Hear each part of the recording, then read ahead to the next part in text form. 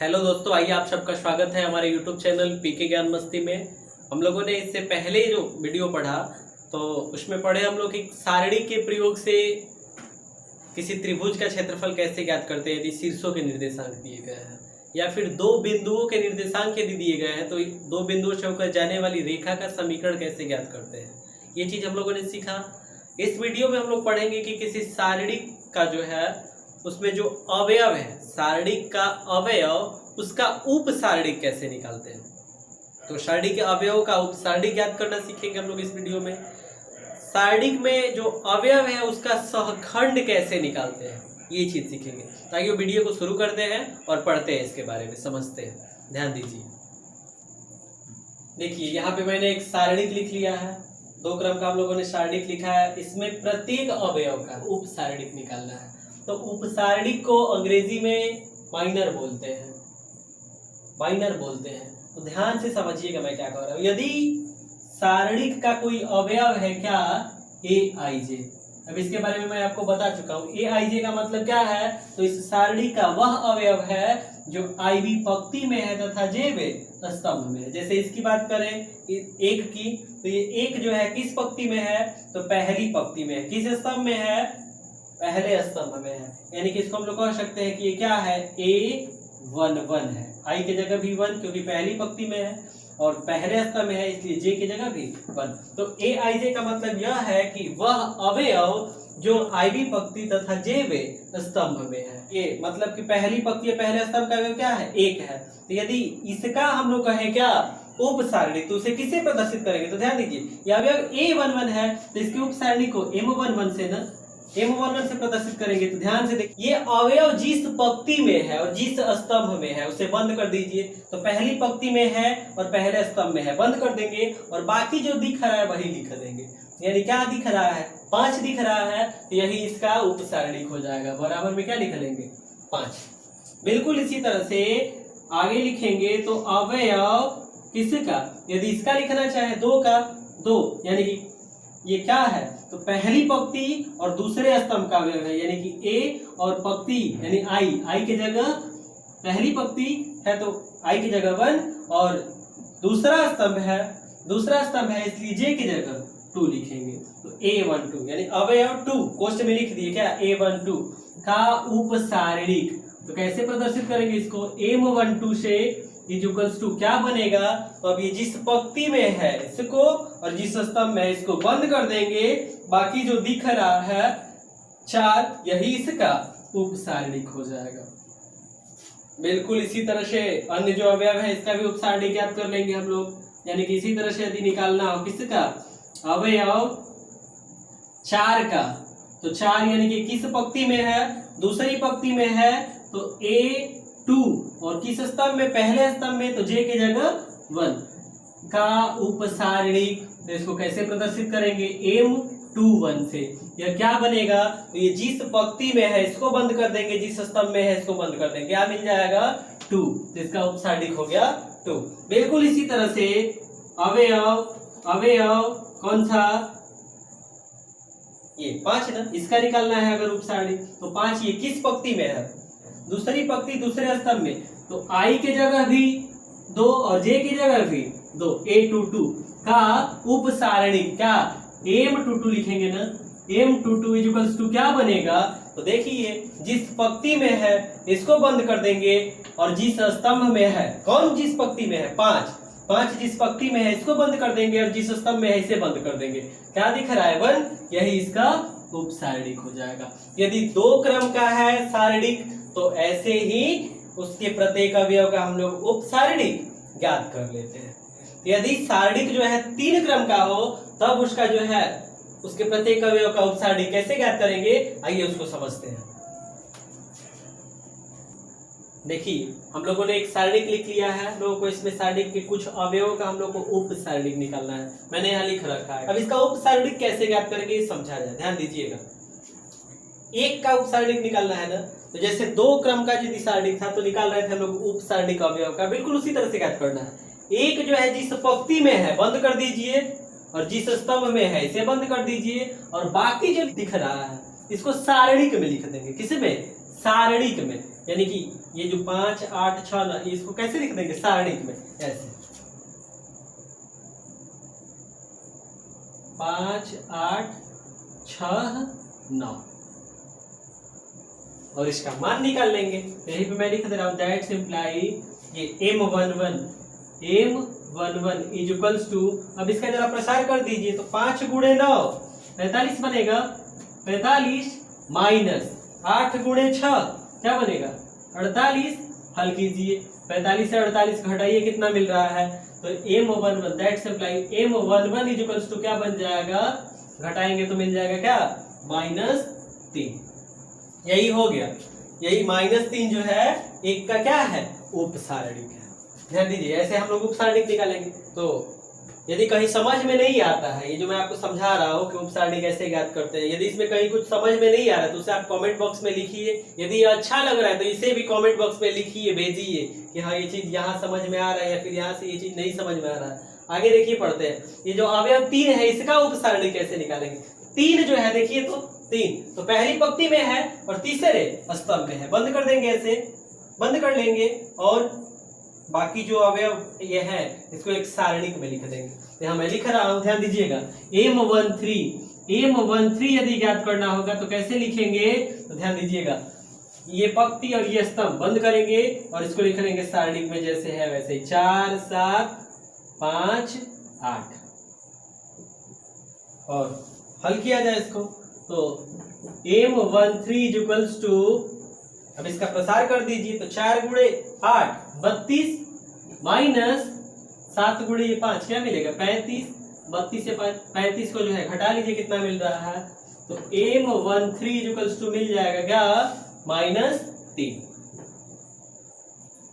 हम लोगों ने ज्ञात कर लिया अवयव जो 3 है इसका उपसारणिक। इसी तरह से आगे निकाला जाए अवयव 5 जो है 5 इसका उपसारणिक, और इसके उपसारणिक को किससे लिखा हम लोग M22 से ना निकाला जाए। M22 इज इक्वल्स टू क्या बनेगा, ध्यान दीजिएगा यही ना है 5 जो है दूसरी पंक्ति दूसरे स्तंभ का अवयव है, दूसरी पंक्ति में है इसको बंद कर लेना है, दूसरे स्तंभ में है तो इसको बंद कर लेना है, तो 1 7 3 9 यही ना दिखेगा।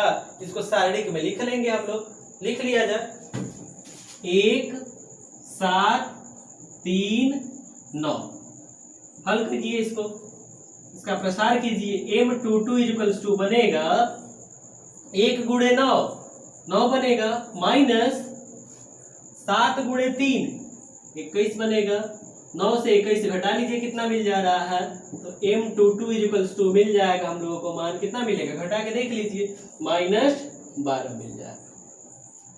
तो हम लोग तो अवयव 8 का उपसारणिक यानी कि M32 निकालना है, तो ध्यान दीजिए यहाँ M32 कैसे निकालेंगे, तो ध्यान दीजिए 8 जो है तीसरी पंक्ति में है ना और दूसरे स्तंभ में, तो तीसरी पंक्ति और दूसरे स्तंभ को बंद कर दीजिए और बाकी जो दिख रहा है इसको सारणिक में लिखिए। तो देखिए इसे बंद करने के बाद क्या दिख रहा है 1 4 पहले स्तंभ में, दूसरे स्तंभ में 3 6 लिख देंगे सारणिक में, पहले स्तंभ में 1 4 और दूसरे स्तंभ में 3 6। इसको इसका प्रसार कर दिया जाए, हल कीजिए इसको M32 इज इक्वल्स टू, गुणा कराइए 1 गुणे 6 माइनस ये 4 गुणे 3 12 मिल जाएगा, घटाइए 6 से 12 को, तो M32 इज इक्वल्स टू मिल जाएगा हम लोगों को -6। जिन अवयवों का हम लोगों से उपसारणिक कहा गया था ज्ञात करने के लिए हम लोगों ने निकाल लिया। बिल्कुल इसी तरह से ये जो सारणिक जो है ना, इसमें यदि किसी भी अवयव का पूछ दिया जाए कि उपसारणिक निकालिए, तो जैसे मैंने समझाया है बिल्कुल इसी तरह से उपसारणिक आप निकालेंगे। तो वीडियो को बिल्कुल ध्यान से समझिए, अगर इसको ध्यान से देखते हैं तो आपको दिया जाएगा यदि सारणिक और उसमें किसी भी अवयव का कहा जाएगा उपसारणिक निकालने के लिए, आप आसानी से ज्ञात कर लेंगे उसको वीडियो को देखने के बाद, समझने के बाद। तो चलिए आगे पढ़ते हैं सहखंड के बारे में। और एक चीज, सहखंड के बारे में पढ़ने से पहले एक चीज दिमाग में नोट कर लीजिए, दिमाग में इसको नोट कर लीजिए कि अभी जो मैंने उपसारणिक बताया है ना, ये जब तक समझ में न आ जाए आप वीडियो को बार बार पीछे करके पहले उपसारणिक को सही से समझिए। वैसे आप एक ही बार में इसको समझ जाएंगे, फिर भी यदि समझ में नहीं आता है तो फिर से पीछे करके वीडियो फिर से देखिए, तब तक देखते रहिए जब तक उप सारणिक समझ में न आ जाए, क्योंकि जो सहखंड हम लोग ज्ञात करेंगे तो सहखंड ज्ञात करने के लिए सबसे पहले हम लोग उप सारणिक ज्ञात करेंगे। सहखंड जब ज्ञात करना होगा तो सबसे पहले उसमें उप सारणिक ज्ञात करना होगा और उस अवयव के उस उप सारणी की सहायता से उसका सहखंड ज्ञात करेंगे। इसलिए सबसे पहले उप सारणी ज्ञात करना, सही से समझिए, इसके बाद सहखंड को देखिएगा, सहखंड के बारे में पढ़िएगा। देखिए मैं बता रहा हूँ आपको सहखंड कैसे निकालते हैं, ध्यान दीजिए। सहखंड पढ़ा जाए, सहखंड कैसे निकालते हैं तो ध्यान से समझिए। सहखंड को कोफैक्टर बोलते हैं। यदि कोई अवयव है ना aij, अवयव है क्या aij, तो इसके सहखंड को, इसको सहखंड को cij से प्रदर्शित किया जाता है। तो कुछ किताबों में cij से प्रदर्शित किया गया है और एनसीईआरटी की जो किताब है कुछ किताबों में ऐसे aij, कैपिटल aij से प्रदर्शित किया गया है। तो cij से अथवा कैपिटल aij से व्यक्त करते हैं, से व्यक्त करते हैं।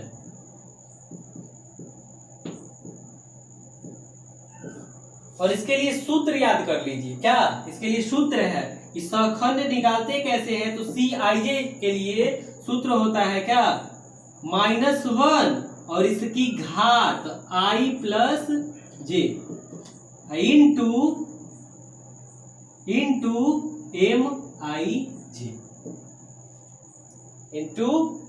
mij। और यहां ध्यान दीजिएगा, आप जाते हैं cij क्या है, अवयव जो है aij का सहखंड है और इसमें mij का मतलब क्या है, mij। तो mij जो है उप सारणिक है, अवयव aij का क्या है, उप सारणिक। आप सूत्र जो है इसको याद कर लीजिए, फिर मैं आपको समझा रहा हूं कैसे जो है सहखंड ज्ञात करते हैं। ध्यान दीजिएगा, यहाँ ध्यान दीजिए, यहाँ सिखा रहा हूं मैं। यदि ये जो सारणिक दिया गया है इसमें जो अवयव है एक, कहा जाए कि इसका सहखंड निकालिए। क्या निकालिए, सहखंड। तो ध्यान दीजिए, सहखंड जब निकालना होगा तो पहले उसके उप सारणी की जरूरत होगी ना। तो ध्यान दीजिए, तभी तुरंत पहले मैंने यही उदाहरण में लिखा था सारणिक, और अवयव एक का कैसे उप सारणिक निकालेंगे। तो एक जो है पहली पंक्ति या पहले स्तंभ में है, तो a11 है ना, यानी कि इसका उप सारणिक जो होगा उसे m11 से प्रदर्शित करेंगे। और कैसे ज्ञात करेंगे ये चीज मैंने आपको अभी पहले समझाया, यहाँ समझ लीजिए इसे कैसे ज्ञात करेंगे। m11 इक्वल्स टू क्या, तो जिस पंक्ति में है और जिस स्तंभ में बंद कर देंगे और बाकी जो है इसको लिख देंगे सारणिक में 5 8 6 9 और इसका प्रसार कर लेंगे तो मिलेगा क्या, m11 इक्वल्स टू क्या मिल जाएगा, हल कीजिए, 5 गुणे 9 45 माइनस 8 गुणे 6 48, यानी क्या मिलेगा, 45 से 48 घटा लीजिए तो m11 इक्वल्स टू मिल जाएगा हम लोगों को -3। ऐसे उप सारणिक ज्ञात करते हैं। मैंने एक हल कर दिया, बाकी पहले से जो हल किए थे वही चीज यहाँ लिखे हुए हैं। ये कैसे निकालते हैं मैंने आपको फिर से बता दिया। ये उप सारणिक निकाल लिया हम लोग -3। अब इसकी जरूरत होगी सूत्र में, इसलिए पहले उप सारणिक निकाल लेंगे। जिस अवयव का भी कहा जाएगा सहखंड निकालने के लिए पहले आप उसका उप सारणिक निकाल लेंगे। अब इसका निकालना होगा सहखंड, यानी कि निकालना है हम लोगों को C11 इक्वल्स टू क्या बनेगा, तो इस सूत्र में जरा रख दीजिए, जहां i है उसके जगह भी 1 है, जहां j है उसके जगह भी 1। तो -1 और इसकी घात i प्लस जे, तो i की जगह 1 और प्लस j की जगह भी क्या है 1 इंटू mij। तो अब mij नहीं, यहाँ i और j की जगह 1 1 है, तो m11। तो देखिए यहाँ हम लोग को निकालना है C11 मतलब क्या, ये जो एक है पहली पंक्ति और पहले स्तंभ में है, तो इसका हम लोग को निकालना है सहखंड। कैसे निकालेंगे तो ध्यान से देखिए, सूत्र लगाएंगे हम लोग, यही सूत्र का प्रयोग करेंगे, कौन सा, ये वाला। और इस सूत्र का प्रयोग करेंगे तो देखिए ऐसा बनेगा -1 to the power i plus j। तो यहाँ i और j की जगह देखिए इसमें क्या है 1 1 है, यही मान रख लिए, यहाँ i और j की जगह क्या 1 प्लस 1 इंटू mij। तो जैसे यहाँ i और j की जगह 1 1 है, तो यहाँ जब रखेंगे तो ये m11 बनेगा, तो ये मैंने लिख रखा है। अब इसको हल किया जाए तो देखिए C11 इक्वल्स टू बनेगा -1 की घात जो है ये बनेगा 2 बनेगा, यानी कि +1 मान मिलेगा।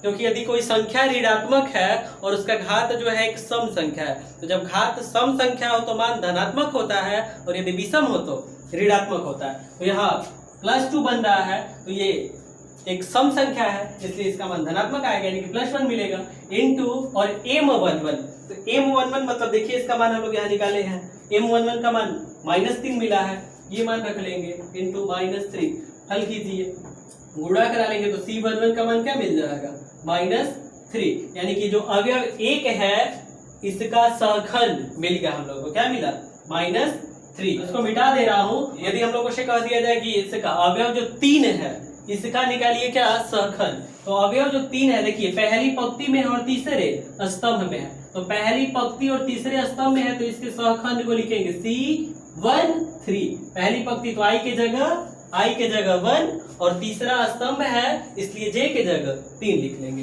ये जो +2, तो इस सूत्र में रखिए तो क्या बनेगा -1 और इसकी घात जो है i + j है, तो i + j तो i के जगह 1 है और प्लस j के जगह जो है 3 है, तो इसका घात बन जाएगा 1 + 3 इनटू और m i j पढ़े हैं, तो चूंकि यहाँ m और i के जगह जो है 1 है और j के जगह 3 है, तो यहाँ m और i के जगह लिखेंगे क्या 1 और j के जगह 3, तो बनाया जाए C13 -1 की घात क्या बनेगा 4 ना, यानी कि 4 जो है सम संख्या है, इसका मान प्लस में मिलेगा 1 इनटू और m13 का मान, तो m13 क्या है, तो ये जो अवयव 3 है ना इसका उपसारणिक है, उपसारणिक माइनर, इसको पढ़ा रखा हूं मैं पहले से समझा रखा हूं, माइनर है, तो इसलिए क्या करेंगे अभी m13 का मान जो ज्ञात किया है पहले से यहाँ निकाल चुके हैं, तो ये कैसे निकालते हैं इसको समझने के लिए इसी वीडियो में मैंने जो आपको उपसारणिक बताया है उसको ध्यान से समझ लीजिएगा, फिर आगे वीडियो देखिएगा। तो यहाँ रखिए इसका मान m13 का जो मान है -3 है, रख लिया जाए, हल करेंगे C13 क्या मिल जाएगा -3, तो इस तरह से हम लोगों ने अवयव 3 का क्या निकाल लिया सहखंड। अब इसी तरह से देखिए m22 मतलब क्या दूसरी पंक्ति और दूसरे स्तंभ का अवयव यानी कि 5, इसका जो है उपसारणिक निकाल चुके हैं, यदि सहखंड निकालना होगा यानी क्या निकालना हो C22 निकालना होगा, तो बिल्कुल इसी तरह से सूत्र पे रखिए -1 और इसकी घात जो है 2 + 2 इनटू m22 बनेगा, हल किया जाए C22 -1 की घात 4 मतलब +1 मिलेगा इनटू और m22 इसका मान निकाल चुके हैं, क्या मिला है -12, रख लेंगे मान, हल किया जाए, गुणा करेंगे क्या मिल जाएगा C22 -12, इसका मान मिल गया, यानी कि अवयव 5 का यदि कहा जाएगा कि सहखंड क्या होगा, तो अवयव 5 का सहखंड -12। तो इसी तरह से यदि m32 जो है 32 मतलब तीसरी पंक्ति और दूसरा स्तंभ यानी कि अवयव 8 इसका यदि निकालना हो क्या सहखंड, तो ये सहखंड कैसे निकालेंगे, ये जब जैसे ये मैंने समझाया है अभी तक जो सहखंड निकालना आपको बताया है, इसी की सहायता से इसका सहखंड खुद से निकालिए और इसको जो है कमेंट बॉक्स में इसका सहखंड क्या होगा इसे लिखकर भेजिए। ध्यान दीजिए, यदि कोई सारणिक दे दिया गया है और सारणिक में किसी पंक्ति यानी कि पहली पंक्ति दूसरी पंक्ति या तीसरी पंक्ति या फिर किसी भी स्तंभ यानी कि पहला स्तंभ दूसरा स्तंभ तीसरा स्तंभ, इसके प्रत्येक अवयव की सहखंड की सहायता से, प्रत्येक अवयव के सहखंड की सहायता से यदि क्या निकालना हो सारणी का मान निकालना हो, तो इसके लिए सूत्र क्या होता है तो नोट कर लीजिए क्या होता है सूत्र, तो ध्यान से समझिएगा। सारणी का मान जो है निकालने के लिए यदि पहली जो पंक्ति बन रही है ना इसके जो अवयव है, इसके अवयव क्या है a11 है, a12 है, a13 है, और a11 का जो सहखंड है उसे किससे प्रदर्शित करेंगे C11 से, a12 का जो सहखंड है उसको किससे प्रदर्शित करेंगे तो C12 से प्रदर्शित करेंगे, a13 इसके सहखंड को किससे प्रदर्शित करेंगे C13 से, तो अवयव का जो है उसके सहखंड से गुणा करा देंगे, पंक्ति में जितने भी अवयव है इसका गुणा करा के सबको क्या करेंगे जोड़ देंगे, तो इससे क्या मिल जाएगा ये जो सारणिक है इसका मान निकल जाएगा। तो ये किसकी सहायता से निकाले हम लोग, पहली पंक्ति के जो अवयव है, जो पहली पंक्ति का अवयव है इनके सहखंडों की सहायता से सारणी का मान निकाले। इसी तरह से दूसरी पंक्ति के लिए क्या बनेगा तो लिखा जाए, दूसरी पंक्ति की सहायता से यदि निकालना हो ये R1 से निकाले हम लोग, यदि R2 से निकालना हो, R2 मतलब दूसरी पंक्ति रो 2, तो दूसरी पंक्ति से निकालना होगा तो निकालेंगे कैसे, डिटर्मिनेंट या डेल्टा इक्वल्स टू क्या, तो दूसरी पंक्ति का अवयव क्या A21, ये अवयव क्या A22, ये जो है A23 है।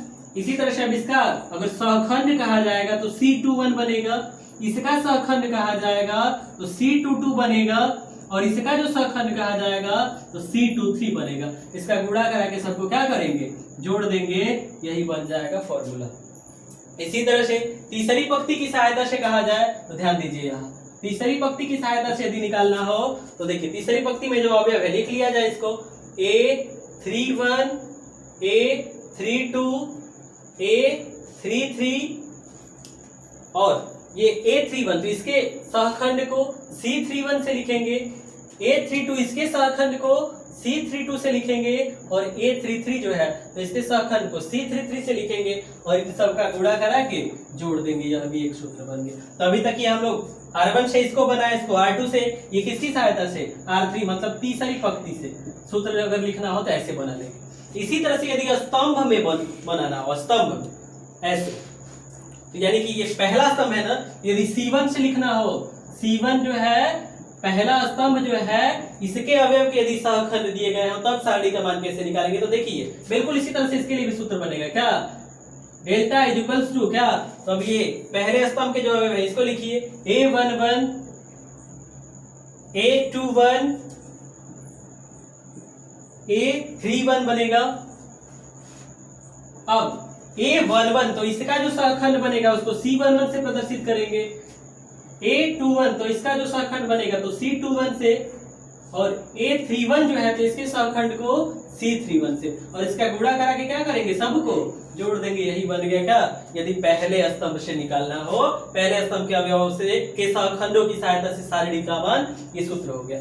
C2 से निकालना हो मतलब किससे, दूसरे स्तंभ से, तो कैसे निकालेंगे, बिल्कुल इसी तरह से लिखिए, डेल्टा इक्वल्स टू दूसरे स्तंभ के जो अवयव है लिख लिया जाए इसको, A12, A22, A32, A32। अब इसके सहखंडों का गुणा करा दीजिए इससे, जैसे A12 है तो इसका सहखंड C12, इससे गुणा करा लेंगे, A22 है तो इसका सहखंड C22, और A32 है तो इसका सहखंड जो है C32 बनेगा। इससे गुणा करा के क्या करेंगे, सबको जोड़ देंगे। ये किससे बन गया, C2 की, जो C2 है यानी कि दूसरा स्तंभ है, इसके अवयवों के सहखंडों की सहायता से ऐसे सारणी का मान निकालेंगे।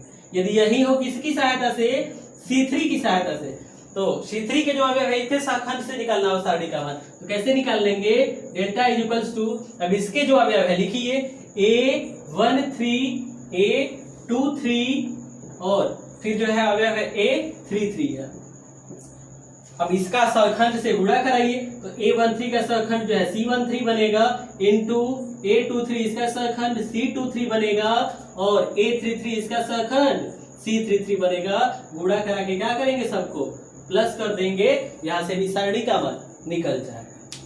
ध्यान दीजिएगा, यहाँ ये जो 6 मैंने आपको लिखवाया है ना ऐसे, ये 6 सूत्र है, इन सबको आप बिल्कुल ध्यान से याद कर जाएंगे, पहला दूसरा करके मैं लिख दे रहा हूं, तीसरा, ये चौथा, पांचवा, छठवा। तो यदि कोई सारणी दिया गया रहेगा और यदि आपसे अब पूछा जाएगा कि इस पंक्ति या फिर इस स्तंभ के अवयवों के सहगुणनखंड यदि यह है तो इसका मान कैसे निकालेंगे, तो आप जो पंक्ति या जो स्तंभ कहा जाए तो इनमें से कोई एक सूत्र जैसा कहा जाएगा उसके अनुसार सूत्र लगा के मान ज्ञात कर लेंगे। एक चीज ध्यान दीजिएगा, जो एनसीईआरटी का किताब है उसमें सहखंड जो है उसको CIJ से नहीं प्रदर्शित करके किससे प्रदर्शित किया गया है, AIJ से। तो जो मैंने आपको सूत्र बताया है ना, जो सूत्र बताया है, यदि किताब में पहले से दे दे कि उसका सहखंड AIJ है तो बस जहां मैंने C31 जैसे यहां लिखा तो वहां A31 लिखेगा, कैपिटल A31। कब, जब किताब में पहले से कहेगा कि इसका सहखंड A31 है, कैपिटल A31 है, ऐसा कहेगा तब। अन्यथा आप ये सूत्र लिख सकते हैं कहीं भी, इसको लिख के हल करेंगे। जहां कहेगा कि सहखंड AIJ है वहां बस जहां मैंने C31 लिखा वहां A31 लिख दीजिएगा, C32 तो इसके जगह कैपिटल A32, ये तो ऐसे ही रहेगा। और यदि नहीं कहा है तो बस ऐसे लिख के हल करते चलेंगे। तो हल किया जाए, प्रश्नावली निकालिए कितना। देखिए जो प्रश्नावली है 4.4, इसमें देखिए सवाल के लिए कहा गया, पहले से निर्देश दे रखा है कि निम्नलिखित सारणिकों के अवयवों के उपसारणिक एवं सहखंड लिखिए। पहला सवाल देखिए क्या दिया गया है। पहला सवाल है, इसमें एक सारणिक दे रखा है और कहा है कि इसके अवयव का उपसारणिक निकालिए और सहखंड निकालिए। अवयव दो, यानी दो जो है मतलब इसका क्या, पहली पंक्ति पहले स्तंभ का है मतलब A11 का उपसारणिक, क्या उपसारणिक क्या बनेगा, तो उपसारणिक को कैसे प्रदर्शित करेंगे, तो M11 से ना, जब अवयव A11 है तो उपसारणिक को M11 से, तो M11 इक्वल्स टू क्या बनेगा, तो ये दो देखिए तो किस पंक्ति में है उसको बंद कर दीजिए और जिस स्तंभ में उसे बंद कर दीजिए। बाकी जो दिख रहा है तो क्या दिख रहा है, 3 दिख रहा है, बस यही इसका क्या बन जाएगा, उपसारणिक हो जाएगा। बिल्कुल इसी तरह से अगर लिखना हो क्या, अवयव किसका, -4 मतलब क्या, -4 पहली पंक्ति दूसरे स्तंभ में है, यानी कि A1 I की जगह 1, यानी कि ये जो AIJ लिखते हैं इसमें I पंक्ति को दर्शा रहा है, पंक्ति की संख्या, और J स्तंभ की संख्या। तो पहली पंक्ति है तो I की जगह 1 और दूसरा स्तंभ है तो J की जगह 2 का उपसारणिक मतलब क्या, M12 ना, M12 इक्वल्स टू क्या बनेगा, तो ये किस पंक्ति में है, पहली पंक्ति में बंद कर दीजिए, दूसरे स्तंभ में है इसको बंद कर दीजिए, बाकी जो दिख रहा है इसका उपसारणिक बन जाएगा।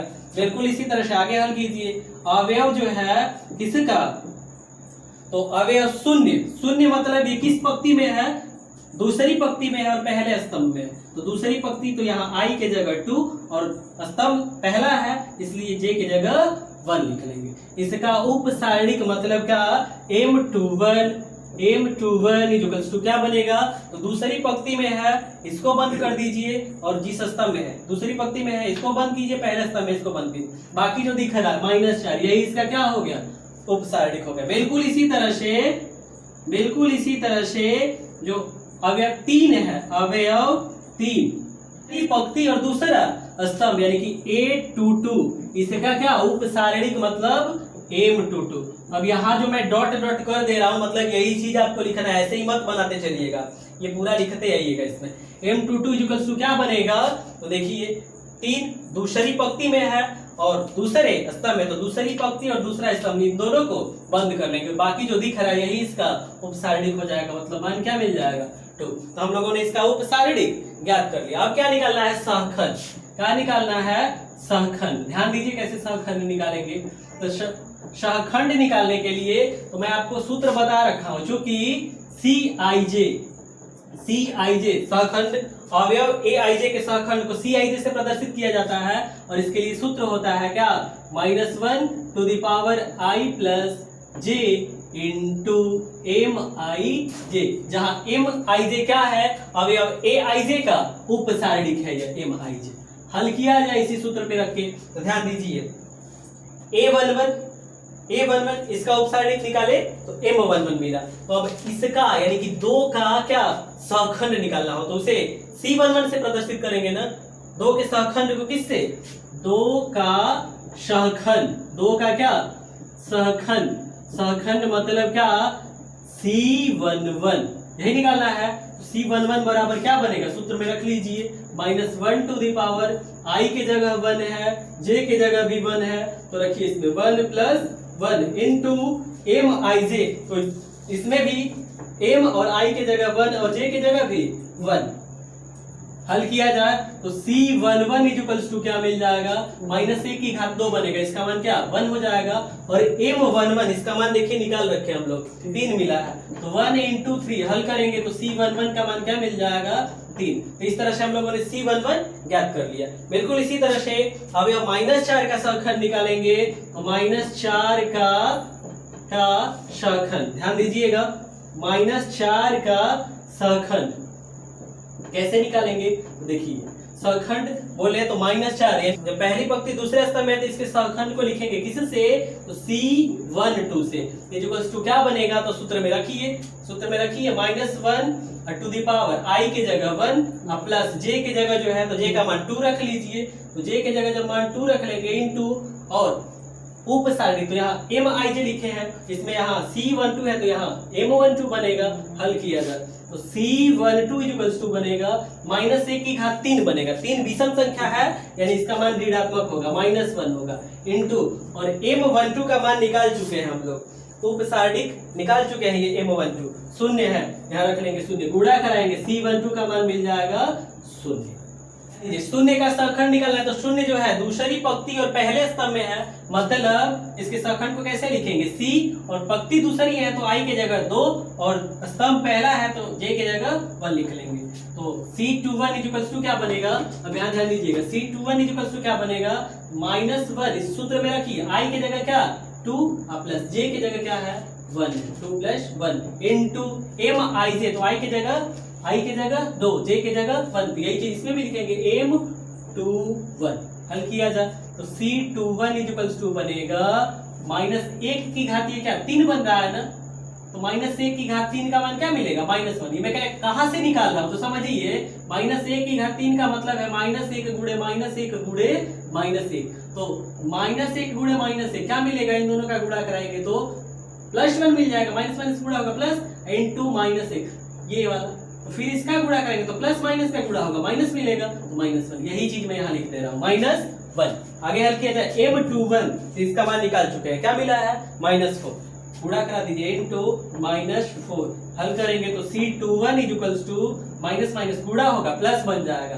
तो 1 गुणे -1 गुणे -4 क्या मिलेगा +4, C21 निकाल लिए। बिल्कुल इसी तरह से जो अभी अब 3 है यानी 3, इसका क्या निकालिए सहखंड, तो जरा 3 को देखिए तो किस पंक्ति में है, तो 3 देख लीजिए किस पंक्ति में है, दूसरी पंक्ति में है, दूसरे स्तंभ में है, तो सहखंड को लिखेंगे C22 से, जो सूत्र क्या बनेगा तो इसमें रखिए -1 और इसकी घात I के जगह 2 प्लस J के जगह 2 इंटू और MIJ इसके जगह M22 लिखेंगे, हल किया जाए, मान निकालेंगे C22 इक्वल्स टू -1 की घात 4, 4 जो है सम संख्या है और जब माइनस की घात जो है सम संख्या होता है तो मान धनात्मक होता है, यहाँ +1 मिलेगा इंटू और M22 मतलब क्या निकाले हैं, यहाँ देखिए तो अवयव 3 का उपसारणिक निकाले हैं, 2 है इसका मान, रख लेंगे, गुणा कराइए, हल कीजिए, C22 इक्वल्स टू क्या बनेगा 2।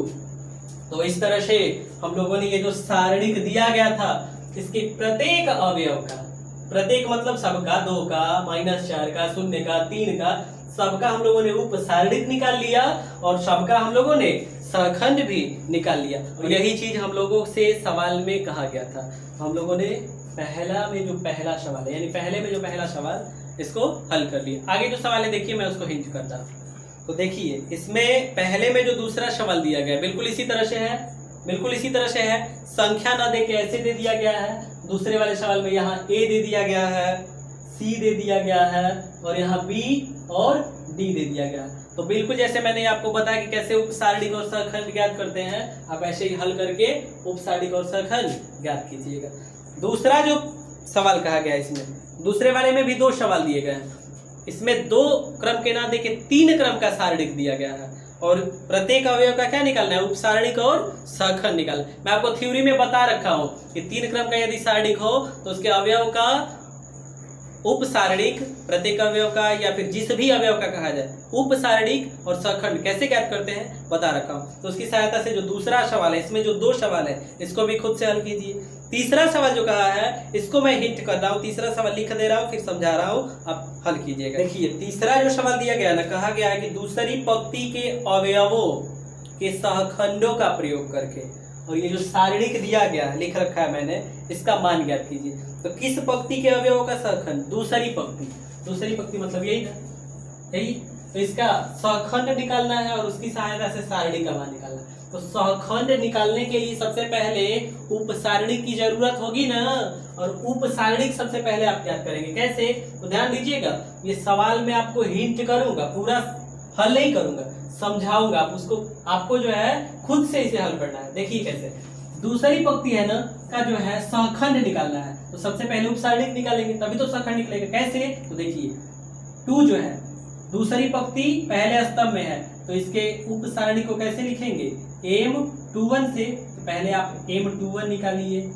ये वाला 0 जो है दूसरी पंक्ति और दूसरे स्तंभ में है, तो आप M22 निकालेंगे। फिर एक जो है दूसरी पंक्ति तीसरे स्तंभ में है तो आप M23 निकालेंगे। अब आपको मैंने सूत्र बता रखा है Cij यानी कि सहखंड बराबर सूत्र होता है -1 की घात i plus j into Mij। इस सूत्र की सहायता से आप क्या निकालेंगे, C21 निकालेंगे, C22 निकालेंगे और C क्या निकालेंगे, 23 निकालेंगे। तो क्या बोलेंगे, A21 इसका मान क्या है, 2 है। इसको क्या बोलेंगे, A22 इसका मान क्या है, 0 है। इसको क्या बोलेंगे, तो दूसरी पंक्ति तीसरे स्तंभ में है तो A23 इसका मान क्या है, 1 है। और इनके सहखंडों की सहायता से निकालना है। तो देखिए मैंने आपको बताया है सूत्र, A21 A22 A23 और इसका सहखंड से गुणा करा देंगे C21 से, इसके सहखंड C22 से गुणा करा देंगे और इसके सहखंड C23 से गुणा करा देंगे और सबको जोड़ देंगे तो हम लोगों को सारणी का मान मिल जाएगा। तो A21 A22 A23 ये मान तो मैंने लिख दिया है और ये C21 C22 C23 कहां से मिलेगा, तो मैंने आपको यहाँ समझा दिया है कि कैसे मान निकालना है। तो C21 C22 C23 का मान जो निकाले रहेंगे वही मान इसमें रख दीजिएगा और A21 A22 A23 इसका मान रख के हल कर देंगे तो सारणी का मान निकल जाएगा। यही चीज हम लोगों से कहा गया है। तो आप इसको जैसे मैंने समझाया आप इसको खुद से हल कीजिए। और चौथा जो सवाल है बिल्कुल तीसरे सवाल की तरह ही है। दूसरा जो पंक्ति है इसके अवयवों के सहखंडों की सहायता से सारणी का मान निकालना है। चौथे सवाल में तीसरा स्तंभ कह दिया है, सारणी दिया गया है और उसके तीसरे स्तंभ के जो अवयव है उनके सहखंडों का प्रयोग करके सारणी का मान निकालना है। तो कैसे निकालते हैं, सूत्र क्या होता है मैंने थ्योरी में बता रखा है और कैसे सवाल हल करेंगे यहाँ ये चीज भी मैंने समझाया। तो इसी तरह से आप चौथा सवाल खुद से हल कीजिए। पांचवा सवाल देख लीजिए, बहुविकल्पी है। पांचवा सवाल में कहा है एक सारणिक दिया गया है। देखिए 5 नंबर जो सवाल है इसमें सारणिक दे दिया गया है और कहा गया कि इसका मान जो है निम्नलिखित में से कैसे व्यक्त किया जाएगा, जबकि अवयव Aij का सहखंड कैपिटल Aij समझते हैं। तो देखिए मैंने आपको बताया है कि जब सारणी का मान निकालते हैं तो जैसे अब A11 A12 A13 यही मान लिया गया ना पहली पंक्ति के अवयव। तो पहली पंक्ति का जब अवयव लिया गया A11 A12 A13 जब यह वाला लिया गया अवयव तो इसका सहखंड कैपिटल A जब कहा है Aij है जब सहखंड तो A11 बनेगा, इसका सहखंड A12 बनेगा और इसका सहखंड A13 बनेगा। इसके साथ गुणा करा के सबको जोड़ देंगे तो सारणी का मान निकल जाएगा। तो क्या A नंबर में ऐसे कहा है, यहाँ A11 दिया है इसके बाद सहखंड A31 दे दिया, जबकि A11 चाहिए ना। तो क्या ये वाला सही है, तो देखिए ऐसा चाहिए ना, ये सही बनेगा ना, ऐसे चाहिए ना। यदि पहली पंक्ति का अवयव ले रहे हैं तो फिर ये वाला क्या होगा, गलत होगा। बी नंबर में तो A11 स्मॉल A11 है, यहाँ A11 कैपिटल A11 ये तो ठीक है। A12 यहाँ A21 दे दिया, A12 रहता तो ना यहाँ A13 यहाँ A31 तो गलत है। फिर ये बी नंबर भी गलत होगा। तो 21 22 A21 A22 A23 तो A21 A22 A23 तो इसका संगत सहखंड ना, तो इसका संगत सहखंड है। A21 का संगत सहखंड कैपिटल A21 होगा ना, नहीं है। सी नंबर भी क्या गलत। जब सी A B C सब गलत तो डी सही होगा। अब जरा समझ लिया जाए कैसे सही होगा। A11 ये वाला, फिर A21 A31 A11 A21 A31 यानी कि पहले स्तंभ के अवयव लिए गए। अब पहले स्तंभ के जब अवयव हैं तो इनका संगत सहखंड चाहिए। A11 का संगत सहखंड कैपिटल A11, स्मॉल A21 जो है इसका संगत सहखंड कैपिटल A21, स्मॉल A31 इसका संगत सहखंड कैपिटल A31। संगत सहखंडों से गुणा करा के जोड़ा गया है तो इससे सारणी का मान ज्ञात कर लेंगे, यानी कि ऐसे व्यक्त किया जा सकता है। यानी कि पांचवे का कौन सा विकल्प सही होगा, विकल्प डी। तो इस तरह से हम लोगों ने जो सारणी है उसमें जो चौथा प्रश्नावली है, सारणी का चौथा प्रश्नावली, उसमें थ्योरी और चौथे प्रश्नावली के जो सवाल हैं उसको हल कर लिए। इसमें कुछ सवाल मैंने समझा रखा है, केवल समझा दिया, उसे हिंट कर दिया है, आप उसको खुद से हल कीजिए। यदि सवाल समझ में नहीं आता है कोई सवाल तो उसे कमेंट बॉक्स में लिखकर बताइए। और ये जो मैं पढ़ा रहा हूँ यदि ये सवाल आपको अच्छा लग रहा है, आपको सवाल समझ में आ रहा है, तो अपने दोस्तों के साथ इसे अधिक से अधिक शेयर कीजिए। और जो हमारा चैनल है पीके ज्ञान मस्ती उसे सब्सक्राइब कीजिए, साथ में जो बेल नोटिफिकेशन है उसे भी प्रेस कर लीजिएगा, ताकि जब भी मैं वीडियो अपलोड करूं तो आपको उसका नोटिफिकेशन प्राप्त हो जाए और आप वीडियो लगातार देखते रहिए और मेरे साथ सवाल को हल करते रहिए। फिर मिलेंगे हम लोग अगले वीडियो के साथ। जय हिंद दोस्तों।